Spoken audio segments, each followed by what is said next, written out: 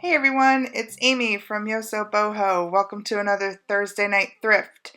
You're joining me for some shopping at the Goodwill in Lakemore, Ohio. I will share the address. I started rolling about 3 minutes after I got there and had already pulled some stuff off the shelves. So I'm kind of showing you that here in the cart, but I will share the haul at the end. Just thought I'd give you some voiceover here as I shop. These bowls are amazing. They're quite a mystery, and I'll talk about them when I talk about the haul.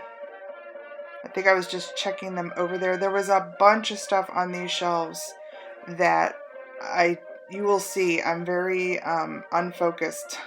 I jump around. Those brown drips, of course, grab my attention, but there's nothing there that I needed or took with me. But these bowls were something else. I cannot wait to talk about them, so definitely stay tuned. If you know your glass era, you can tell those are 20s, 30s. So those were an exciting find.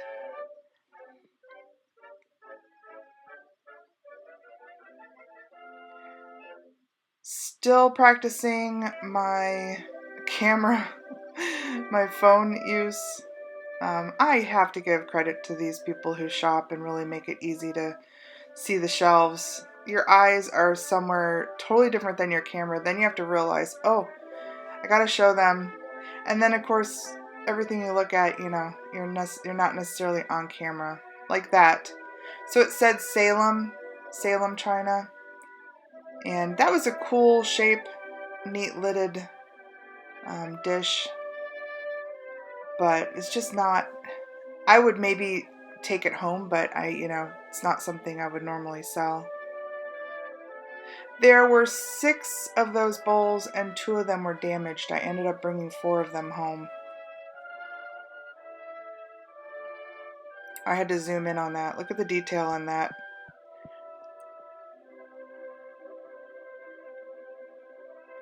This Goodwill it's so funny. I rarely have, oh, I'm showing you this pot.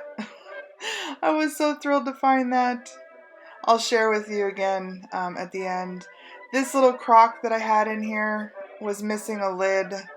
It was neat, it was old, but I decided to put it back because it really needed a lid.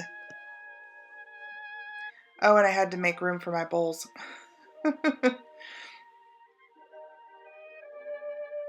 I think here I'm noticing that there's 2 that are in pretty rough shape. Yeah, so I just took the 4.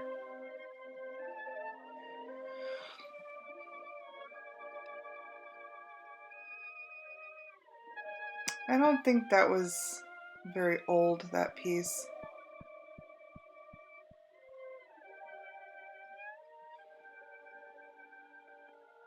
Avon, if I had $1 for every time I picked up one of those, I tell ya, that little piece was cute and older.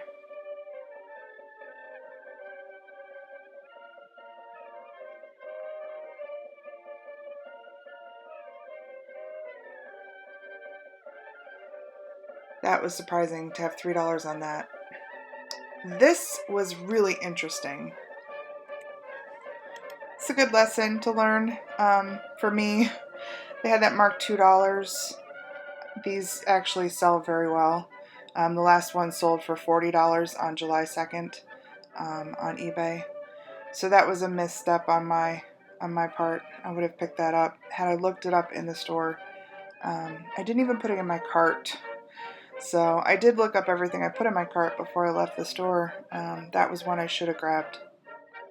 This here, I knew when I looked at it, it was a California pottery piece. It did have some chips right around the rim that I pointed out there. It's funny, I always rearrange shelves. I don't know if you are like that, but I will take and match up things. If I see something in one area that goes with something else, I'll walk it back. Here's an example of it. So these look familiar, right? I say, oh, those go with that lidded piece. So of course I have to assemble it just to see it all together. And honestly, my thought as I was doing this was, you know, of course I was interested in it, but it's a big set. These sets, you know, for shipping, that's a lot. Oh, got distracted. See, I told you I get distracted. So yeah, this is like a Capodimonte style vase. Had a little chip down there around that ring, and I questioned that mark. These have to be perfect, and I mean perfect, and they have to be real Capodimonte to sell. So back we go to my mission at hand. But what I was saying is, you know, I wanted to assemble this, one, to see it fully assembled, two, thinking somebody might buy this if they saw it assembled like this. You know, I had to put these pieces together. And I wanted to add up the price and kind of think about what it would be to ship it, or if I was to sell it at the shop. You know, it's going to take up a lot of room. So, yeah, it's really cool. It's really cool. And all of the dishes, the outside dishes here, they were in nice shape. You know, you put maybe your chips or your veggies and then your dip in that nice little centerpiece. That centerpiece had that damage and I couldn't get past that. And then I kind of added this up. So $2 for the outside pieces, that's 2, 4, 6, 8. 4 for the inside, that's 12. So I left it on the shelf and I walked away and I thought, yeah, maybe I'll go back later. If it's still there, maybe it's meant to be. They sell probably in the $40 to $50 range, plus shipping.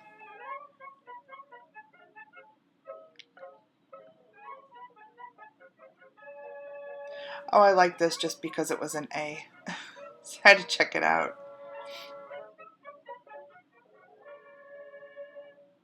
That guy was neat, but he had a broken handle and no lid.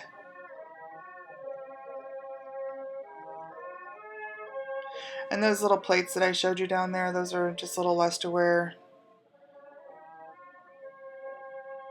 I liked this.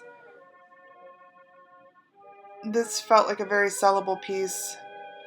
It said $2 for 2, so I was like, yeah, that's a deal. I got this other one down here. Wasn't in as nice of condition, but still cute. But it was also marked with a price. It had a separate price on it, so I wasn't sure if they would honor it. You know, $2 for the 2. But I had them in my cart for a while. I did not get them. I ended up putting them back.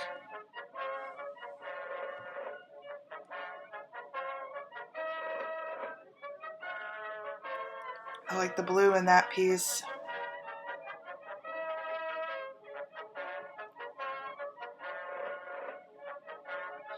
Yeah, I was saying earlier, I never find anything at this Goodwill, and just this day I came in and filled my cart pretty quickly. I find this wheat pattern all the time. This is a Fire King piece. This is just a snack plate. I don't believe it was marked, but I recognize that pattern, and that was cute. It didn't have the cups that went with it though, so. And even if it did, I don't know if I'd get them. They don't really sell that well. That was a pretty piece of glass. And tell me how I missed checking out this funky pottery piece, especially since I was in a pottery mood on this day. Crazy. This was cool.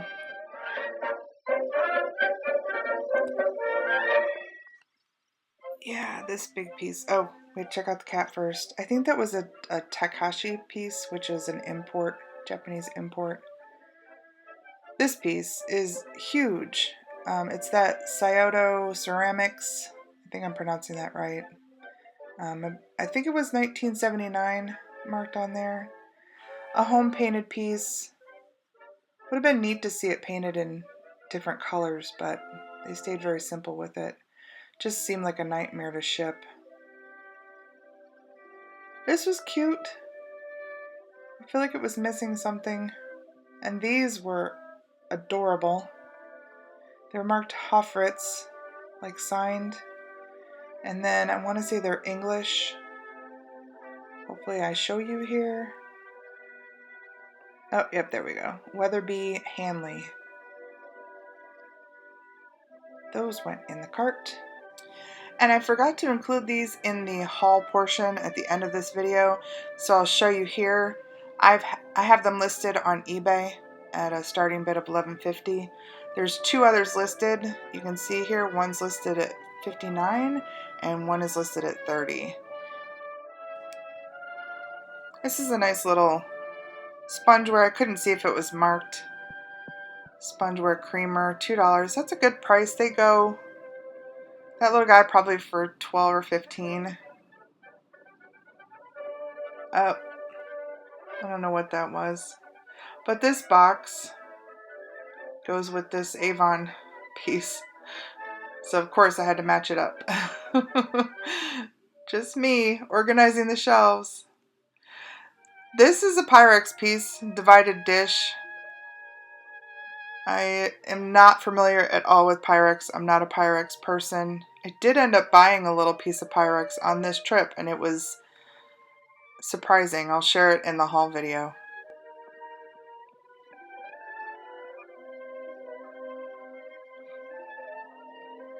That's a nice piece. Italy. Okay. That didn't come home with me and I wonder why. I'm guessing maybe a chip or oh no. It had to have been chipped. I don't know.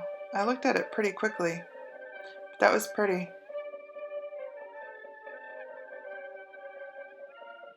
There's a big S and a blue whale.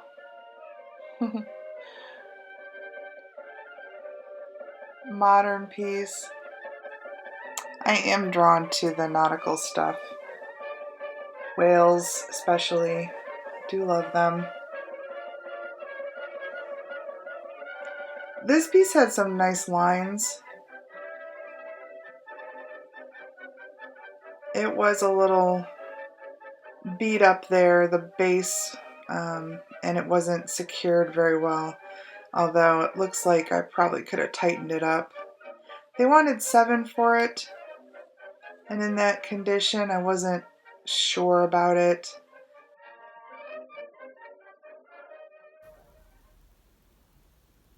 And here is the haul. So these are out of the box. And you can see they really have kind of an otagiri feel to them. Although they're not. They are very cool. So the sugar and creamer set with this beautiful little lid. I love this button top here. It's the same kind of lid as the teapot. Really nicely done. All of the cups beautifully painted. And each one has its own little saucer. Very cute. I imagine these were made in Japan, although they have a nice weight to them, which makes me question it a little bit, but no markings on anything, not even the teapot, which is weird. But yeah, this is nice and heavy. So maybe not Japan, but I have not been able to find anything online that looks like this. I'm just really happy that I found it. And for $7, I mean, that's quite a nice find. This piece, I paid $3. This is a Roseville. It was made for, you know, utilitarian use. This brown drip made by Roseville is gorgeous. I collect the haul brown drip, so this will go in my sales pile, probably to the shop. This is a beautiful picture. I mean, the lines on this are just great. These guys, I don't believe I captured this in the video. These are made by Ganz, G-A-N-Z, and they do pretty well online. They sell for between $20 and $25, so I'll probably put these on eBay. But they are just a measuring set, and then each one of the spoons, the little scoops here, is a barn. And I think one of these, yeah, this one, marked $2, so I paid $2. All of the tops have a different little animal on them. Chicken, rooster, cow, pig. Very cute. This guy I paid $2, I believe. Yep, $2. Nice little Noritake. I will share the information on screen here with you for this. I love this pattern. The pattern seems to be a little more rare than a lot of the Noritake pieces, so that's a nice little find. And if this doesn't sell, that's okay. I have Noritake in my china cabinet, just random beautiful patterns. So I think it looks great with just my white dishes to have a little, you know, this is a sugar bowl, but it can be used for anything. Just a little bit of color on the table with the white dishes is really pretty. Pyrex. So I have one Pyrex bowl in my entire kitchen, and it happens to be a Crazy Daisy bowl. So when I saw this, I couldn't pass it up. It's a small casserole dish. It's missing a lid, but for $3 to add it to my collection, my kitchenware, I thought that was a nice deal, and I will keep that. I might even look for a lid. I know you can buy lids separately on eBay. I didn't look to see what quart this was. Yeah, it's got a number on there, 473. So I imagine I can find a lid online for that. The pot, this I have no idea about yet. I'm still looking. I cannot find anything like this. It is definitely the Stoneware Design West. That sticker, I have found another. I will share that. I paid $10 for this with the intent of not giving it up. It's gorgeous. It's never been used, obviously, with the sticker on it.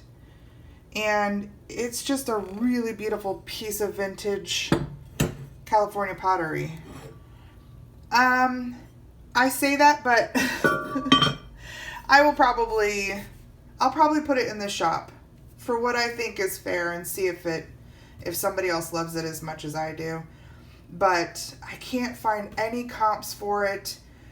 I'll share what I have found, but I really would like to know, you know, if any of these survived, what they're going for. Yeah, I was happy to find that. It's just a really beautiful piece. And then finally, the big mystery item are these bowls. They are not marked. They're totally Art Deco. They're stackable with these beautiful little notches, which the design is just very cool.